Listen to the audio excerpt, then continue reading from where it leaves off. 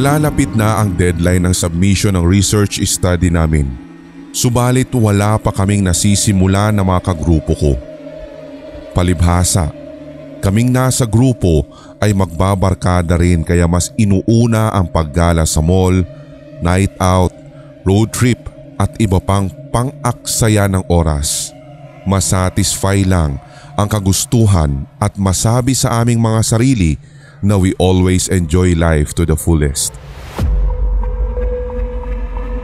Nagdesisyon ng iba na sa bahay na lang ni na Christy gawin ang nasabing proyekto dahil sa aming magbabarkada ay sa kanila na lamang hindi nararanasan ng overnight pero hindi pumayag si Christy. Marami siyang dahilan kesyo maliit ang kwarto niya, walang lugar na pwedeng mapwestuhan at mainit daw ang lugar nila kapag gabi at kung ano-ano pa. Sa sobrang pamimilit namin, sa wakas ay napapayag din namin siya. Hindi naman kami magrereklamo sa kung ano man ang meron sa inyo. Winika ko kay Christy. Hindi ko nga lang akalain na may ibang kahulugan pala ang sinabi kong iyon. Biyernes ng gabi nang magpunta kami sa kanila. Sa labas pa lang ng bahay, kapansin-pansin na ang kakaibang disenyo nito. Animoy isa sa mga bahay na tanging makikita mo lamang sa vegan at napadpad lang sa lugar na yon. Ito lamang ang kakaiba mula sa hilera ng mga bahay sa kalsadang iyon. Sinalubong kami ni Christy sa labas ng gate. Bit-bit ang mga laptop, snacks at pajamas ay pumasok na kami sa loob. Pabiro ko tuloy na bulong kay Christy. Matagal na tayo magkakilala.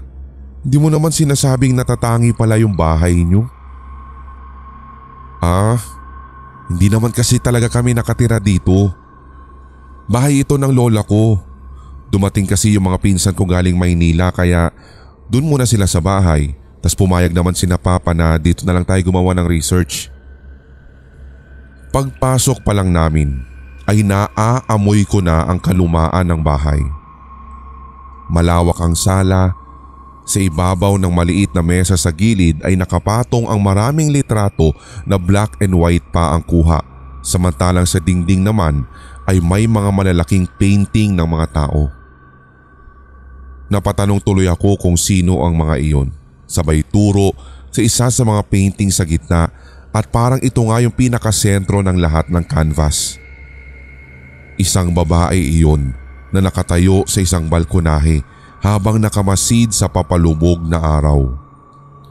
Nakakamangha kasi yung ganda ng pagkakapinta nito. Ito. Si Lola Belinda ko yan. Nasaan na si Lola mo?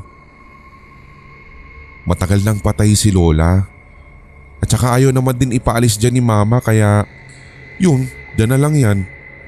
Kasi isa na lang yan sa mga mahalagang bagay din na nagpapaalala sa kanya kay Mama.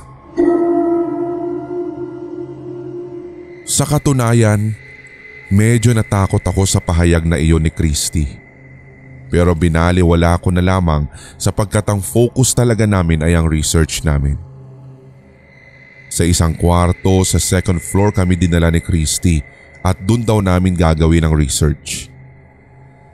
Malaki ang kwarto, may 2 kama at sakto na i-share para sa aming 4 na magkakagrupo.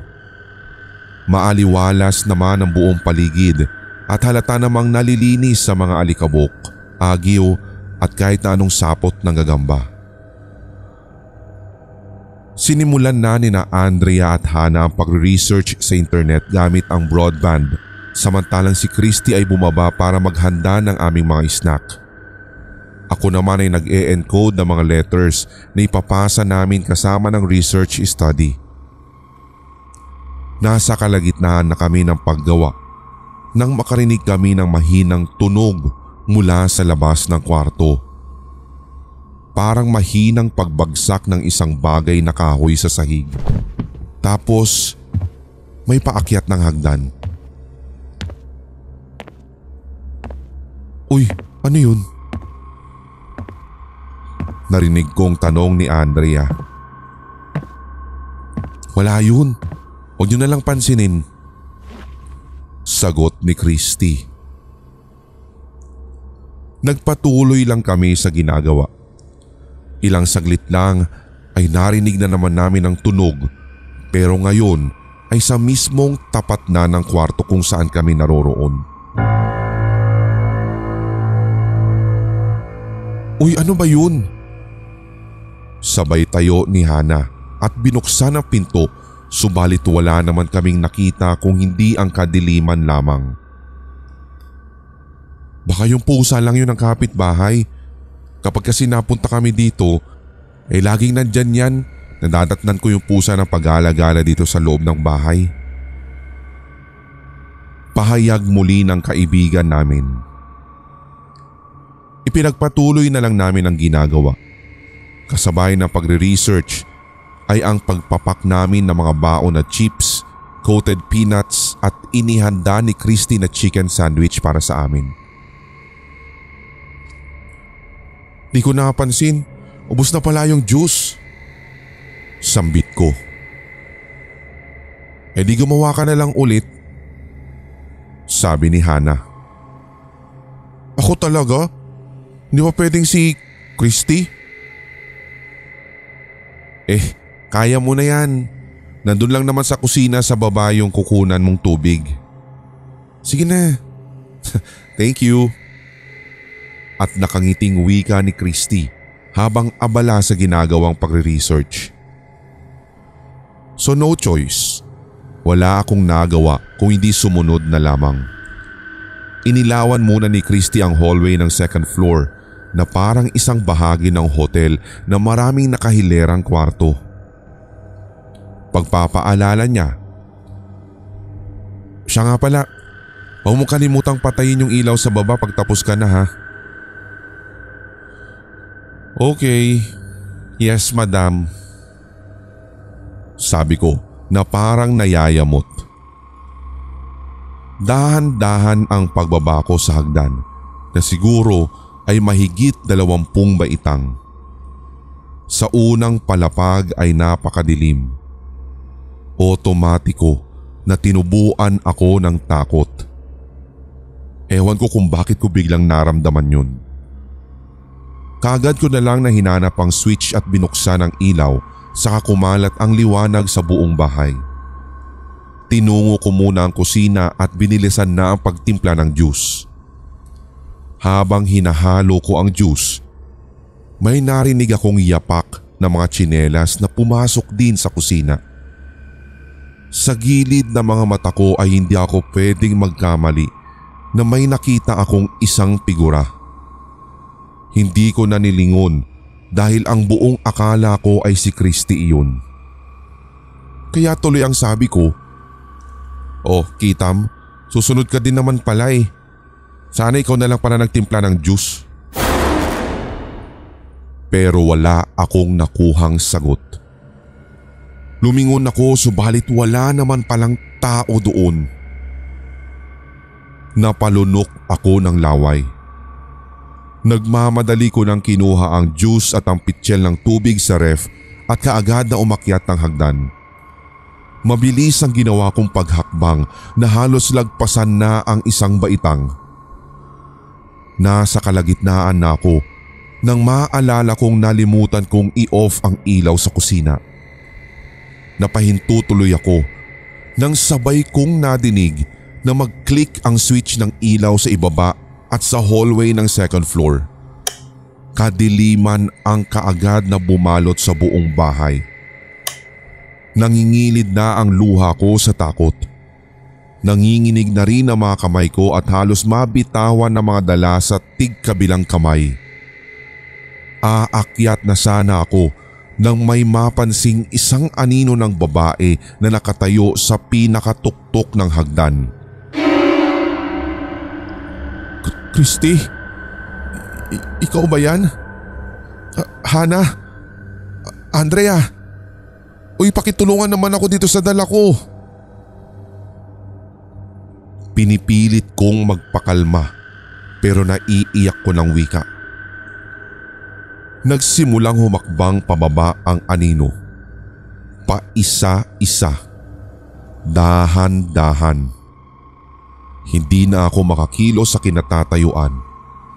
Nang ilang baitang na lamang ang agwat namin ay narinig ko ang parang paos na boses ng isang matanda at malumanay niyang sinabing, "Halika." Sabay iniangat nito ang kamay at inilapit sa akin.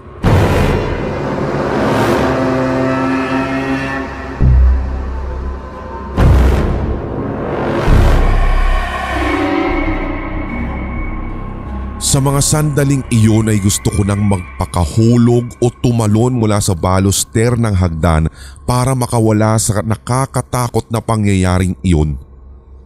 Hindi ko nga din magawang sumigaw dahil parang nabarahan ang lalamunan ko ng kung ano. Malapit na ang kamay sa mukha ko nang biglang bumukas ang ilaw at nakatayo na si Christy sa tuktok. Kasabay nga nun ay ang pagkawala ng anino. "Uy, ano pang ginagawa mo dyan? Mabubulunan na si Hana. Yung juice daw, nasaan na?" Ibinaba ko ang dala ko at tumakbo kay Christy at humagulgol ng iyak. Unang beses kong maranasan ang ganitong pangyayari. Labis na hilakbot ang naramdaman ko at ikwinento ko kaagad sa kanila ang naganap.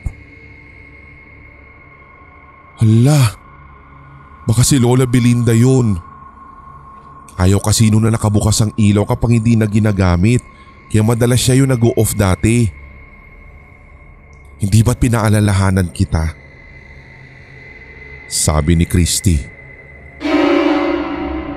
"Alam mo naman palang gumagala ang kaluluwa ng lola mo dito, tapos ako pang pinapunta mo sa baba." "Hindi ko alam Sa tingin ko lang, si Lola yun kasi ganun siya dati." Sabi pa ni Christy. "Tsaka ayaw mo nun, tutulungan ka na nga sana sa pagdadala ng mga bitbit mo. Natakot ka pa." Dagdag pa nito na para pa akong tinutukso. Hindi kaya't galing din sa kanya yung narinig natin na parang mga yapak kanina? Opinyon ni Andrea.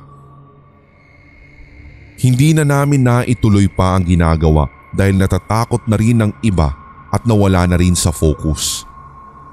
Magkakatabi kami at iniwang nakabukas ang ilaw sa loob ng kwarto nung kami ay matutulog na. Binuksan na lamang din namin ang telebisyon bilang pampalipas ng oras. Oh, and one more thing.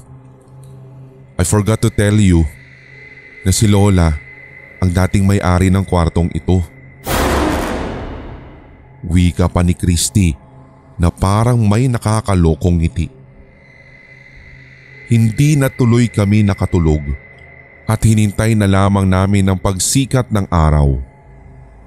Ipinangako namin sa aming mga sarili na hindi na kami babalik pa sa bahay na iyon.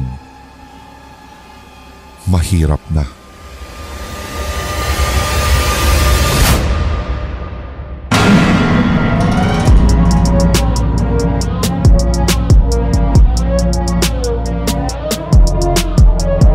Kung nagustuhan mo ang kwentong katatakutan na ito, hit like, leave a comment at i-share ang ating episode sa inyong social media. Suportahan ang ating writer sa pamamagitan ng pag-follow sa kanyang social media. Check the links sa description section. Don't forget to hit that subscribe button at ang notification bell for more Tagalog horror stories, series, and new segments. Suportahan din ang ating mga brother channels, ang Sindak Short Stories for more one-shot Tagalog horrors. Gayon din ang Hilakbot Haunted History for weekly dose of strange facts and hunting histories. Hanggang sa susunod na kwentuhan, maraming salamat mga Solid HTV Positive.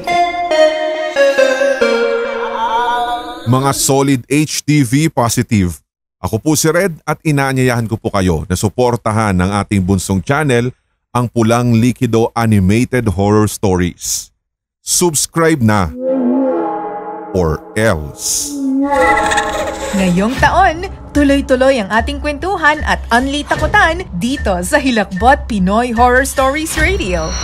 Your first 24/7 non-stop Tagalog horror stories Sa YouTube.